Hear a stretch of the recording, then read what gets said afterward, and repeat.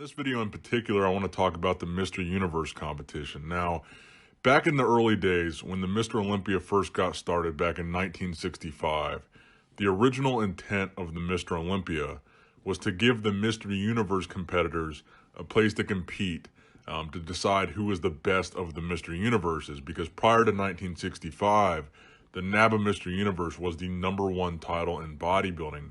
Now, obviously, for the past couple decades, it's been no question that the Mr. Olympia has certainly become the #1 title in bodybuilding. Nobody even really talks about the Mr. Universe or the Mr. America or the Mr. USA really at all anymore. So I would say the IFBB and the Mr. Olympia really started to take over in the mid to late 70s. That's kind of where the Mr. Olympia kind of took off and became the #1 title and surpassed the Mr. Universe. And of course, the rest is history. But in this video, I want to talk about a specific Mr. Universe winner named Ed Kawak. Now, Ed Kawak is a guy that I believe you could make a very strong argument that during the time that he was winning the Mr. Universe, he was more impressive than the Mr. Olympia winner. Now, Ed Kawak began winning the Mr. Universe in 1982, and he would win it a total of 5 times, making him one of the winningest Mr. Universe winners ever. Now, the important point that I want to point out here is in 1982, and specifically the early 80s in general, the Mr. Olympia wasn't really at its strongest and most competitive.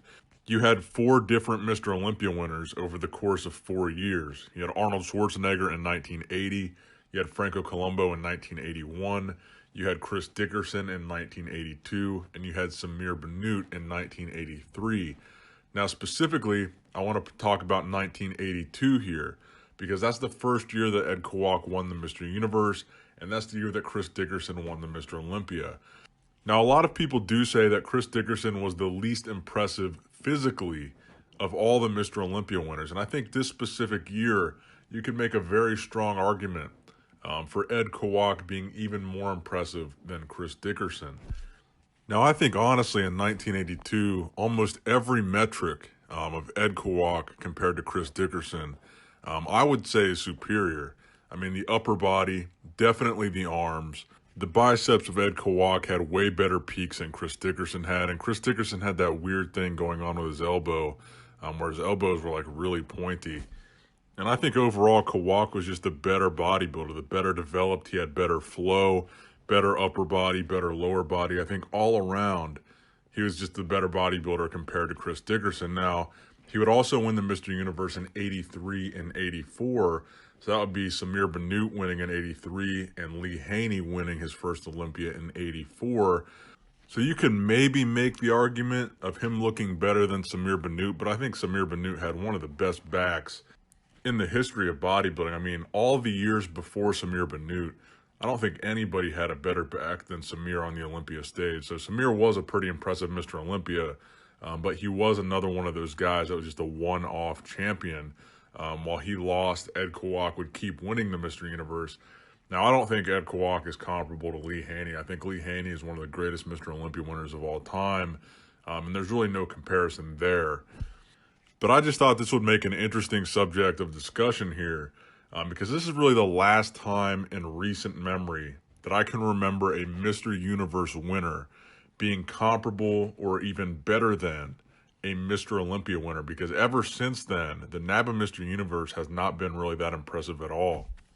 And I'd say probably for at least the past 3 decades, nobody has even considered a winner of the Mr. Universe to be comparable, let alone be better than a Mr. Olympia winner. The Mr. Olympia for at least the past 3 decades has been it. I mean, that is, no argument about it.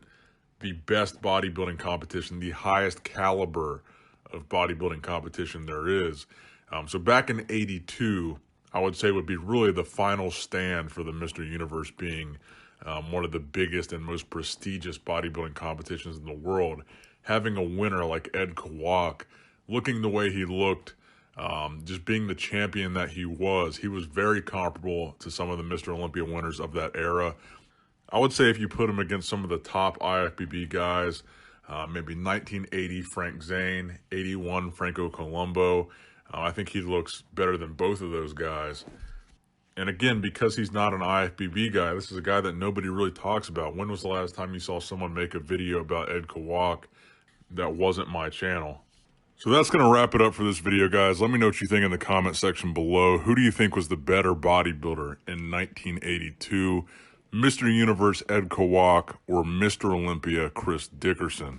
If you haven't subscribed to my channel, make sure you're subscribed and make sure you click that bell notification, because apparently there's still been some issues with YouTube not showing my videos in people's timelines, not sending people notifications. So make sure you're subscribed and make sure you click that bell notification if you want to see my videos, because I've got a lot of very cool, very interesting bodybuilding history videos coming up in the near future. Thank you guys for watching. Please give the video